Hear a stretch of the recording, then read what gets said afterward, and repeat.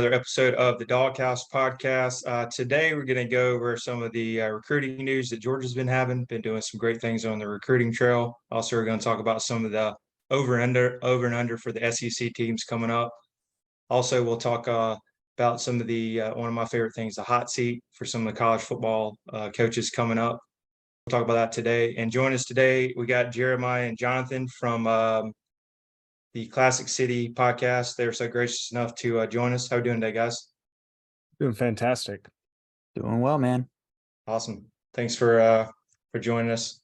Yeah, no, Georgia, last week got another big commit from Jaden Reddell, who's another top tight end prospect. Want to get you guys' thoughts on that, and is there a comparison that you guys he reminds you of? I know he's I think a top 50 pick, 4-star, which is great. Todd Hartley doing great things on the recruiting trail. Just wanted to get your thoughts on that. Yeah, I don't know that I have necessarily a specific comparison for him, but one thing that I have been saying about Georgia's tight end room is that I think the group that they have now and the group that they have pieced together over these past few years, I really think that people are going to talk about this run of tight ends at Georgia like they did the 2010 running back group that Georgia put through, like No Sean Marino all the way to DeAndre Swift, Darnell Washington was kind of like that No Sean Marino, whereas anytime he got the ball, you knew something exciting was going to happen. He was going to make a highlight play. And then you have a Brock Bowers, which is kind of like your Todd Gurley, just special. You know that he's a generational talent. He's going to go down as one of the greatest Bulldogs in history. And so I think that's kind of where Todd Hartley has put this tight end group, and Reddell is just another example of it, that Todd Hartley gets who he wants, and he's just piecing together a historic group of tight ends. And the run that they're going to go on in the draft and the production that they're going to see from the tight end room over the next couple of years is just going to be insane.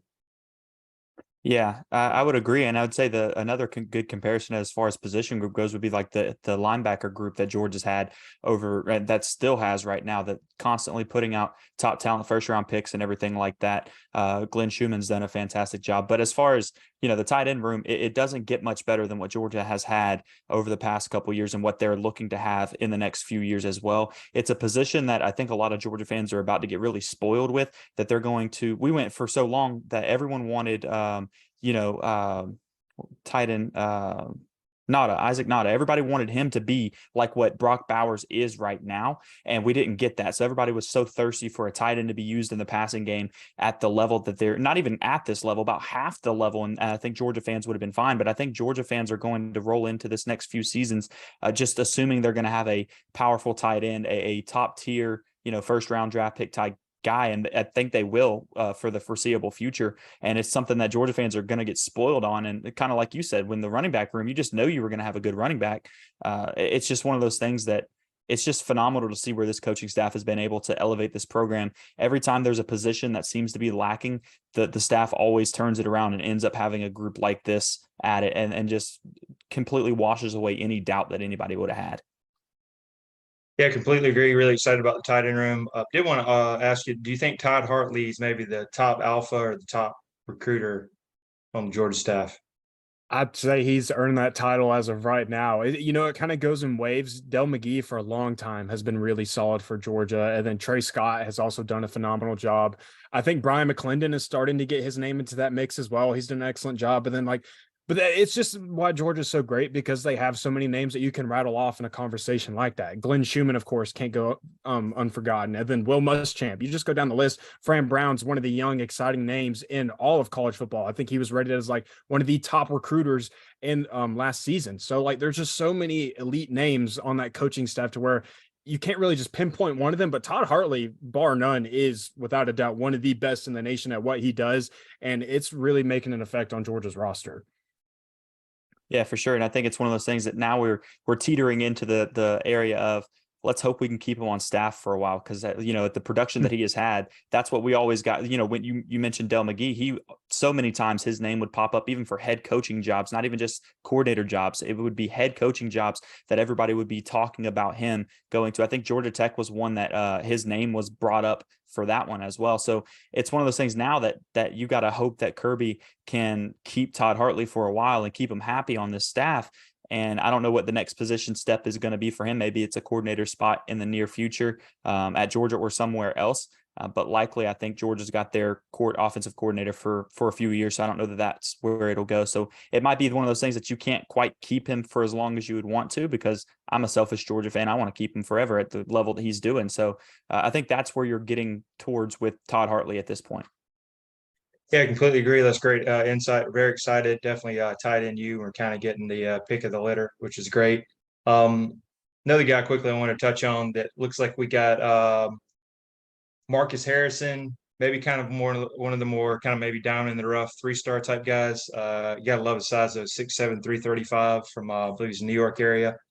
Like, 3-star. But I guess if I had to get real like nitpicky, because it's hard to get picky at all with the Georgia program. But do you think with Stacey Searles that we're kind of maybe not getting that top 4 or 5-star recruits that we were getting on the offensive side of the ball that we were getting with like the guy's name Sam former Pittman, Matt Luke, those guys. Pittman, with those guys. Just if I was getting real nitpicky. Yeah, I mean, I also think that maybe this offensive line class specifically, kind of in the areas that Georgia's targeting, may not be as strong as years prior. But I think, like a guy like Marcus Harrison, that's probably a project piece. That's a guy that you're adding to the roster that you're not getting him to start his first year or even maybe his second year, but maybe by year 3, that's a guy that you're like, holy cow. He's really, really good for us. This is a guy that is really productive, and we can trust him in this offense. But I think there's still some other big names that Georgia can get their hands on in this class, like Pringle. I believe he's committed to South Carolina right now. Maybe Georgia can get back in the mix on that one. I think they still are in the mix, and you can flip him off of that. So I think there are still some names out there that Georgia could really get on top of, but it's still early as well. And I think that this class really could shape up. I think a guy like Marcus Harrison is just kind of like Georgia's offensive line class starting to form a little bit. He's not the first offensive line commit for this class, but he's definitely a pretty good piece. You hit it right on the head. His size is phenomenal, and that's kind of what you want in those tackles. So he's got great size, and maybe when he gets to Athens, he can develop into something special. Yeah, and to point out a couple of things on it. So first, you're getting him out of New York. There's few guys that come out of New York that are going to be 4 or 5-star big athletes out of there, because there's not as much exposure. College or high school football is not looked at the same way up there as it is down here. So it could be one of those diamond in the rough type things. Maybe he, needs a little bit of development. Like Jonathan said, maybe he's a project piece kind of thing where he's got a lot of potential and they just need to get him in Georgia's weight room and get him into that coaching staff and everything. I think you're also seeing, he's 6'7", 335. We're getting back to those big boys at offensive line at Georgia. When we had Sam Pittman, that's exactly what he recruited constantly. And then you went to Matt Luke, and all of a sudden you started getting guys that were barely 300 pounds, maybe 6'3". You kind of changed your mold at that position. Now you got Stacey Searles back, and he seems to be targeting the big bodies again at Georgia. And it works. I mean, it depends on what you're going to coach and the type of designs that you're going to give them. So each coach has their own specific desire when it comes to that. Matt Luke wanted to get those guys running a lot more. So he wanted more athletic, a little bit smaller. Sam Pittman, one of those big bodies. Think about Ben Cleveland, guys that are just like, I mean, you're not moving him from his spot kind of thing. It's going to be a brick wall. He may not push you very far every time, but you're not really getting any pushback on him. And when you're talking about your running game and stuff like that, it works really, really well when that's the case. So maybe we're getting back towards that, where Searles is going for some of those big body guys. And, you can't always go get a 5-star, 4-star. I'm with you. I know you kind of got a nitpick to kind of find a problem with it. But I think it's funny. I think there are some Georgia fans that get kind of mad when you go out and get a 3-star, but then you look at guys like Ladd McConkey, who was a 3-star, and we can go on the list. There's a ridiculous list of 3-stars that Georgia's produced as top, first round picks, second, third round picks. So it's what you do with the guy that you go get. And I think this staff can really mold him into something, especially at that size. Yeah, I think Isaiah Wilson might have been the last person from maybe New York area. I don't know. Yep. The last one that Georgia got for sure. Yeah. Right. And then, real quick, I know it looks like they're number 1 in the recruiting rankings. Any other like big prospects for 5-stars coming up that might commit that you know of, or that you think maybe leaning towards? I mean, I guess everybody's eyes right now are kind of on that wide receiver room. I mentioned Brian McClendon earlier, and I think everybody's kind of focused in on, well, what's Jeremiah Smith going to do? Is he going to stick with Ohio State, or is he maybe going to come to Athens and he's going to join up with Dylan Raiola? And then, of course, Mike Matthews, who's at Parkview right now, a Georgia native. really was looking like he was turning elsewhere. But now that Dylan Raiola is committed to Georgia, it seems like maybe the tides have kind of turned a little bit, and he maybe is giving Georgia another look and really considering them. So, I mean, I think if there was ever going to be a big recruit for Georgia to land, maybe here in the near future, I have no idea, to be honest. Those things kind of stay under wraps, it feels like, for so long until all of a sudden it just happens, kind of like Dylan Raiola. Like, I don't think anybody expected that to happen until Dan Orlovsky fired off that tweet, and everybody's like, okay, well, it seems like this is for sure happening now.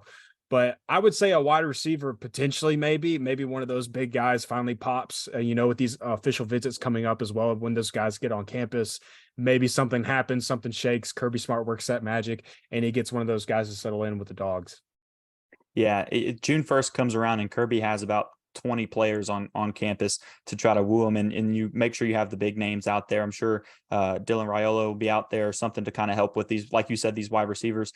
Mike Matthews and Jeremiah Smith both have talked, I think, to Raiola at this point, and he's heavily recruiting for Georgia. I think I talked about this with Jonathan the other day, and I was like, man, somebody's really committed to your school when instantly they start out trying to get other people to commit right away and publicly talking about that. So that's what you've gotten from Dylan a lot. And then, yeah, you're looking at that wide receiver room for sure. Those guys are definitely going to get a special treatment when they come to Athens in a couple days.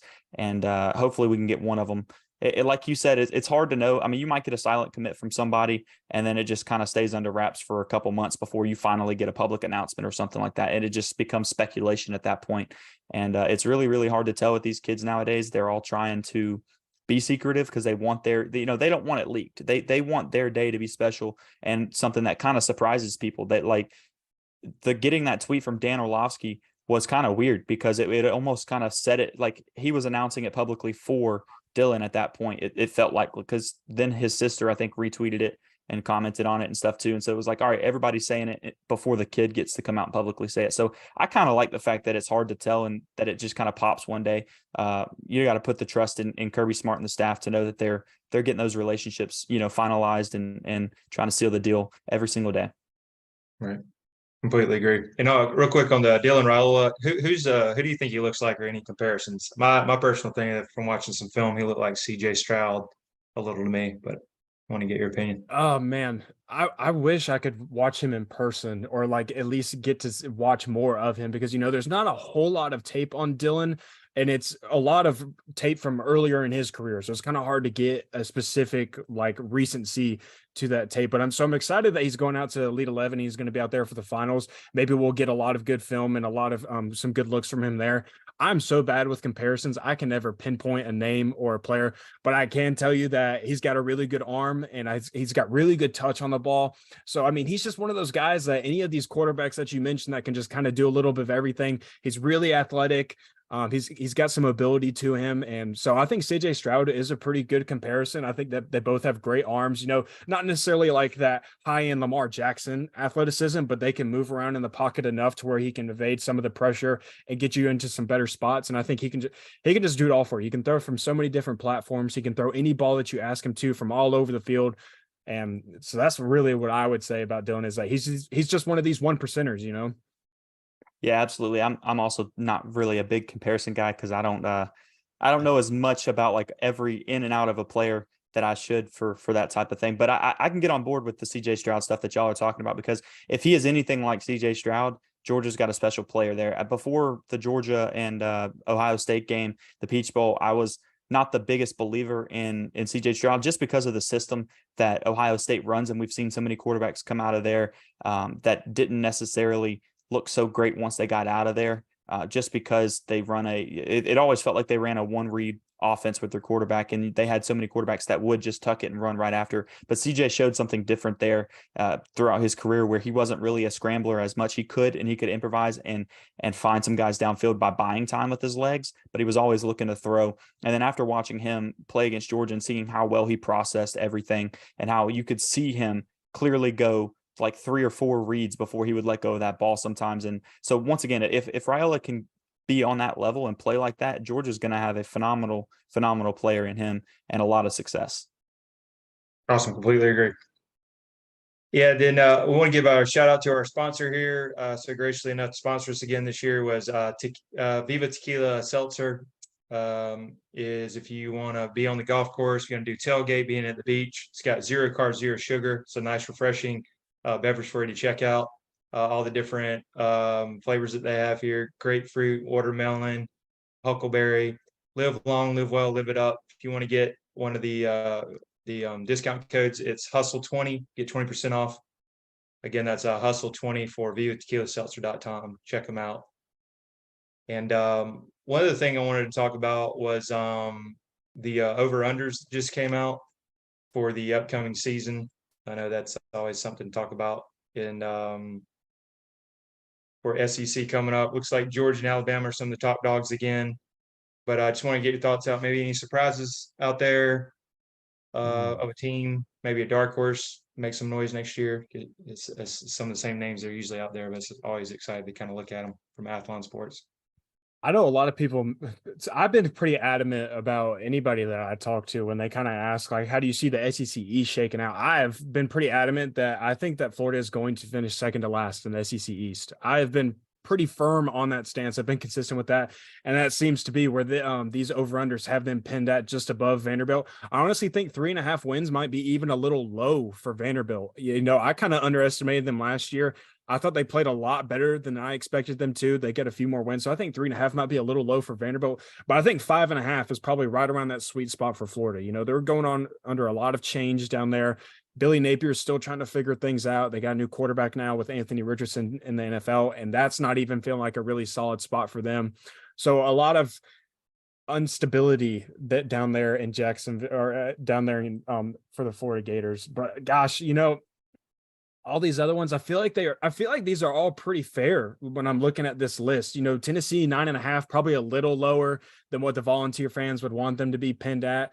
Texas A&M 7.5. You know, it's crazy to think that like a year ago they were signing the most historic recruiting class ever, and now they're being projected to be a 7-win team in the SEC. So, but I'd say most of these are pretty fair. I think Arkansas at 7.5. Sure. I think Sam Pittman, he's got quite a few guys returning, so maybe they can even push over that threshold and maybe even creep up on a 10-win season potentially. You know, if you're winning 10 games out in Arkansas, you're doing something special. And I think Sam Pittman's done a great job out there. But yeah, like I said, most of these seem pretty fair. Yeah, it's pretty accurate overall. Alabama at 10.5. That seems right, you know, because they've got some question marks going on at their quarterback position too. You really don't know what they're going to have. They just got a transfer quarterback from Notre Dame. They're trying to figure all that out, and you know that's not a fun spot to be going into your season. Like you just said a second ago, Florida's got Graham Mertz coming in, and after their spring game, they talked about like they were wanting to go out and find another quarterback potentially too. So things don't seem to be working there. Lots of quarterback issues across the SEC this year. It's one thing that Georgia is actually kind of comfortable going into and has some depth there. And I think Georgia fans are very happy with where they are at that versus so many other teams. Yeah, Florida doesn't surprise me at 5.5. I think one that I think could possibly even be bumped, like you just said, Tennessee could be bumped up slightly, and that would still be realistic potentially for them. They've got some hurdles with Georgia, obviously, and some other teams they got to play. But LSU at 9.5 is very interesting to me because I think they could definitely compete for the West like they did last year. And so they could easily be a 10-win team. I don't know if I'd give them 11, but I do. So I think that maybe 9.5 is pretty good because I don't think I'm going to give them 11 wins this year, but I think they could very well go and win 10 games and be in contention for that SEC West spot come the end of the season. I think that Alabama LSU game is going to be a nail biter kind of thing where everybody's watching to see what's going to happen in that division. Yeah, completely agree. You took my shine there a little bit, but I was going to say, actually, I like maybe make a little bold prediction here. I like LSU winning the West, I think, just because Alabama, them looking at the transfer portal for the Notre Dame guy, the reject guy that can't even make it there, was a big move. Tommy Reese, the OC, is to me average. I maybe see them not winning the West, maybe even pushing. Maybe I'm going off on tangent, pushing Saban to retire early. I'm giving him 2 or 3 more seasons. But I like Brian Kelly, what he's got. He's got Daniels coming back, so I'm gonna pick them to win the LSU to win the West, and I like Tennessee in that 9.5, probably getting 10 wins. I'm still a believer in that in the offense there until people figure it out. And then maybe how about South Carolina? Maybe they made some noise at the end. Yeah, that was Yeah, I another one think I was six and gonna a half is mention. kind of low for them. 6.5 Mhm. feels kind of low for South Carolina. Yeah, Agreed. I think if South Carolina were to put out a 6-win season this year, that'd be a big time disappointment. You know, Shane Beamer's getting into that range of like, all right, you've had some time now to kind of build up your roster. You've had a few recruiting classes, and now you get Spencer Rattler back another year. Like this should be a year where you really produce. And it seems like we should kind of start getting over those humps of being of a middle of the row SEC East team.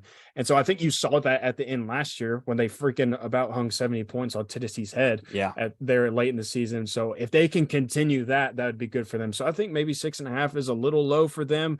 But then again, you know, the SEC East is starting to get some tougher teams. You know, even Kentucky's been playing well over the past few years. And maybe if they could continue that, it's starting to get a little bit more competitive as each year creeps on.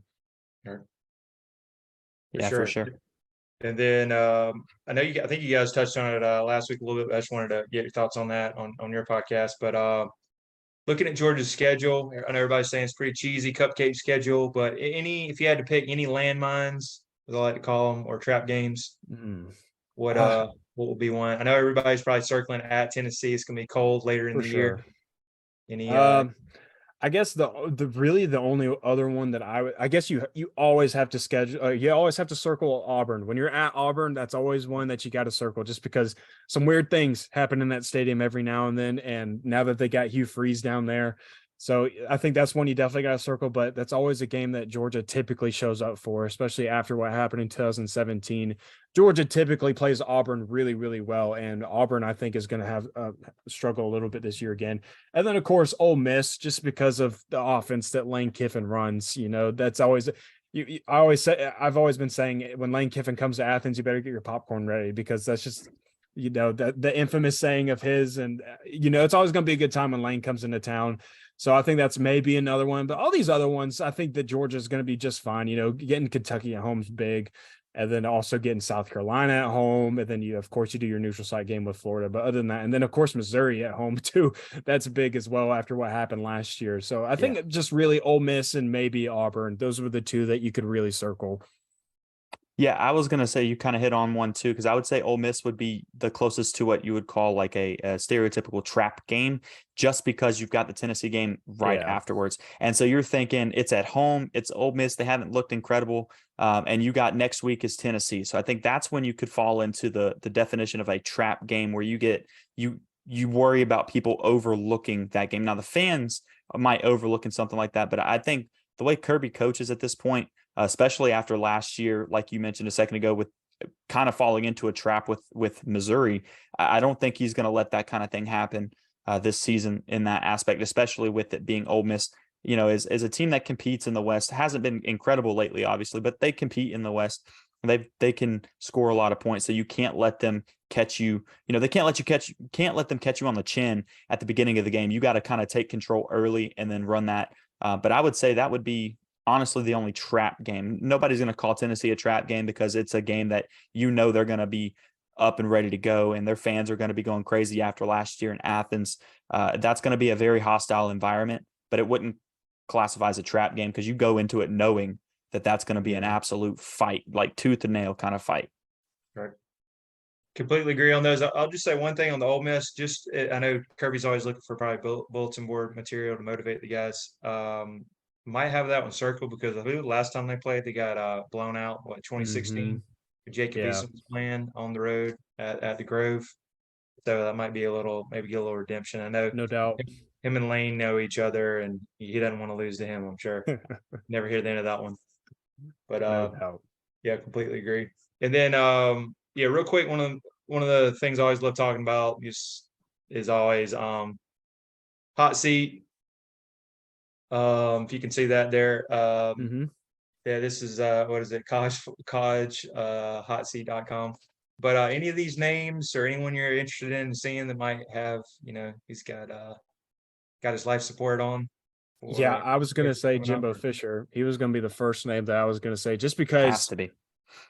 People say like, oh, well, he has this big contract. That's a lot of money for Texas A&M to eat. Texas A&M don't care about money. They've kind of shown that through NIL and how they recruit and just how they go about their business. They don't care about money. They got it loaded in the tank. They got it saved away, and they have no issue letting go of a coach if they have to. And after last season, what happened, getting upset by Appalachian State and having that disappointing season after signing all of those big time recruits. If you do it again this year, if you have another major disappointing season like you did last year, and I think that's what he would take. Like, it would take them finishing in the bottom tier of the SEC West, just really not being competitive like they were last year. I think that's what it take, but he's definitely a name I would mention.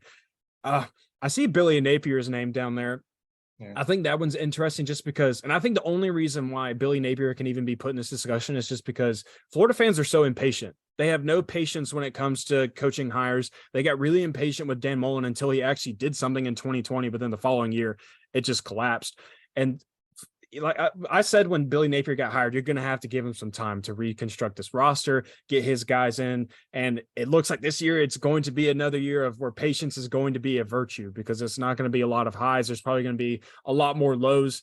And so I think the only reason why you could put him in that conversation is because fans are going to put the pressure on. They're going to let their opinion be known about how they feel the season is going. So, and then, I see Mel Tucker in there as well, a former Bulldog. He signed that really big contract after his first year with Michigan State, a really good year. But I think what's happened to him is, he got like 25 players from the transfer portal and he constructed his roster that way. And I think that's kind of biting him in the butt right now, just because you can only do that for so long. And those transfer portal guys are only going to stick around for so long, because most of those guys are probably going to be upperclassmen who have a year or two left. And so once you lose those guys, and if you're not recruiting at the same level for these high school prospects, then you're going to have a depleted roster. I think so. That's kind of hurting him a little bit. And he lost his quarterback. So interesting to see. He very well could be, but again, he signed that big contract, so maybe they let him stick around for a little bit longer. Yeah, that big contract definitely makes it interesting with them kind of, sliding down. Like you said, the transfer portal really helped them so much. Going back to Billy Napier, just because, that's obviously somebody that everybody's watching. I think you and I talked about this before, and I think we came to the conclusion, I think you got to give him 4 years to really to stack a couple recruiting classes in there and see what he's going to be able to do in the SEC. He recruited extremely well at Louisiana Lafayette, and then, now he's got to see if he can stay on that same level at Georgia or in the SEC, dealing with Georgia recruiting out of their backyard and everything like that too with Kirby Smart. Another name that I think you really got to give some time on this list is Brent Venables. I know Oklahoma has been in the conversation for a while now, and then all of a sudden they've kind of taken a step back. But he lost his quarterback, he lost several other players, they lost their head coach and they lost recruits because of that. It's going to take a little bit for him to build that program up as well. One that I do think could be getting closer to, actually being on the hot seat would be Mario Cristobal, because Miami is also not a very patient fan base and booster staff and everything there as well. So I think he's still got a little bit more time.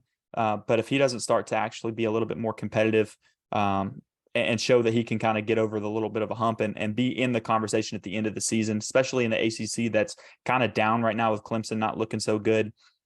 Jimbo is definitely on the hot seat at this point. At some point, you got to sign that check and get him out the door. I know it's going to cost you a lot of money, but Georgia basketball dealt with that with Tom Crean, where they waited an extra year to kind of knock his buyout down a few $1 million. Jimbo's was huge, so I'm sure it's kind of prorated throughout the next couple of years, and I think he's got about 2 seasons left before he's got to actually be in contention for an SEC West title, at least within the next 2 seasons, or he's going to be, they're going to pay that buyout soon. Completely agree. Back to the Billy Napier thing. I'm thinking let's just say if he has another 5-6 wins, I'm thinking it'll get like a little smoking hot. You'll feel it next year, the 3rd year. Yeah. And let's just say if Georgia blows them out, because they hate losing to Georgia. This, I don't know, 42-10. And then let's say Florida State gets them again at the end. I think you're just going to hear rumblings. And then if they struggle, have a bunch of people transfer out and don't play in the bowl game, all the stuff going, I just think it's gaining there. And then if you listen to Uncle Lou off of YouTube, he calls him Sunbelt Billy. It's just Yep. different beast coming in with that. Completely agree about Jimbo. They want to ask, what do you think gets Jimbo safe? Like 8 or more wins, 7-5? Yeah, I mean, he's gonna have to pull out a big win this season. I don't know what that would end up being. that's going to depend on how teams are ranked and where they match up as the season goes on. So when those games roll out, but he's going to have to produce a big win, and yeah, he's going to have to be. It's got to be improvement from last year. Like if you can walk away from this season and you can say like, okay, we were for sure a better football team than we were last year, then I think he's okay. If he can get his team on track again and make it to where the fans can at least walk away with the season saying like, okay, there's some promise for next year because we got some guys that are sticking around again. They're going to be third years from that 2021 or 2022 recruiting class. So by that time, maybe we can really get ourselves into that conversation for taking the SEC West title. But so I think he's just got to keep himself away from like finishing dead last in the SEC West. If he finishes dead last, I think his spot is going to be on flames at that point. Right. Yeah, I think he needs to win 8 games this year, and then next year he needs to be in contention for the SEC West title and trying to go to Atlanta for sure. With that recruiting class at that point, like you said, being third year, and that's the best of all time, you better be competitive at that point. Yeah. And then real quick on Brent Venables, let's just say he goes 7-5, and then you're about to step into the SEC gauntlet. I mean, what do you think about him? Maybe third year, he's going to feel some heat? I think you at least you at least got to give him a fair shake at the SEC schedule, right? Like you at least got to see how he fares there and see how he is by year 3. I think you got to give him a chance there. Just kind of read the room a little bit, see what the temperature's feeling like after that first season in the SEC, see how the schedule shakes out, see how you match up against everybody, see how he's recruiting. And so, yeah, Jeremiah and I both kind of live and die by the theory that it's 3 to 4 years for head coaches when you can really, truly see what their trajectory as a head coach is, because like we said, you get your recruiting classes in, you're recruiting your guys, you've got some guys that are veterans that you recruited yourself at that point, and you kind of know the culture of the program, you know the players that they're getting in, you know how they're ranking up against others in the recruiting rankings for 3 years now. So you kind of just get a well-rounded rating of how they're doing in every single category that you want to see for head coaches. So I think Venables at least has got to get at least 1 season in the SEC, I would think. I'd say with Venables, like even with the fact that you're transferring into the SEC, it should buy you an extra year on that. I say 3 to 4. I think with that, because it is not going to be easy when you come in and now it's like you said, the gauntlet of a schedule that you're going to deal with. I think he should get 4 to 5 years to make sure, and year 4, he needs to be competitive. In year 5 would be where you're expecting him to be, a top program. Or something of that nature. But I think he making that transition, I think they should be able to consider that for him as well, not just give him 1. I think he should get like 2 seasons in the SEC. Awesome. Completely agree. Yeah, I wanted to say appreciate you guys coming on. Also, wanted to ask what's the best way to follow you guys on the socials? I know you're on Apple Podcast and Twitter, and I believe you're on YouTube. Yeah, we got YouTube, we got Apple Podcasts. I believe we're on Spotify as well. So like basically everywhere that you would want to listen to a podcast, you can find us on there. We do have a Twitter account, which is just Classic City POD. Jeremiah and I, our handles are in the bio for that. So you can find us there as well. So we're pretty much everywhere. You can find us anywhere and everywhere. If you just search up Classic City Sports Podcast, you'll be able to find us from one of those platforms. Yeah, that's great. And then I did want to ask real quick, how did you guys come up with the name? I like the Classic City Sports Podcast. I thought it was pretty original. I think that was Jeremiah's ordeal. I think that was all him. I didn't really have much. This was all pretty much his idea of starting up this podcast. So if Jeremiah has a little story behind it that he wants to share, he can have at it. I didn't have much to do with the name. It was one of those things that we were kind of under some other names. We were kind of branching out from somebody else. And I was just trying to think of something that was like relevant to Georgia that would kind of stand out some. There's so many Georgia podcasts out there. Right. It's kind of hard to not overlap with somebody. And I just started thinking about Georgia and the city and stuff. And it just kind of, I was like, well, I mean, it's called the Classic City and we cover different sports and of everything. So I was like, let's see if we can roll with it. I looked it up and make sure nobody else was using it right now. And that's about it. It's not an exciting story, but we like the name for sure. Yeah, great story there. And yeah, you got to really dig these days to get something original. So that's really great. And I really appreciate you. Make sure and check them out on all the social media there, Classic City Sports Podcast. And I really appreciate Jonathan and Jeremiah coming on today. And we'll see you on down the road on the next one on the Dawg House Podcast. Thanks so much.